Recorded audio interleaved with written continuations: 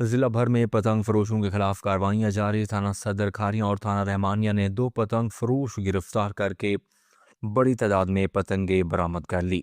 DPO Gujarat Rana Umar Farooq की हिदायत पर डीएसपी खारियां सर्कल शाहिद महमूद गुजर की जेर निगरानी एसएचओ थाना सदर खारियां इंस्पेक्टर तौकीर रांझा ने अपनी पुलिस टीम चौकी सिटी खारियां जुल्फकार एसआई के हमरा पतंग फरोशों के खिलाफ क्रैकडाउन करते हुए मुलजिम सैफुल्ला से 185 अदद पतंगे बरामद करके मुकदमा दर्ज कर लिया।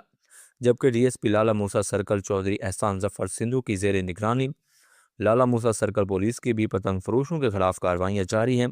एसएचओ थाना रहमानिया इंस्पेक्टर राय फयाज अहमद ने मोहम्मद आसिफ एएसआई और दीगर पुलिस टीम के हमरा पतंग फरोशों के खिलाफ जारी मुहिम के दौरान मुलजिम शहजाद वल्द कलीम साकिन सुल्तानाबाद जो मोटरसाइकिल पर पतंगें फरोख्त करने के लिए जा रहा था, जिसको गिरफ्तार करके 20 अदद पतंगें बरामद कर ली गईं।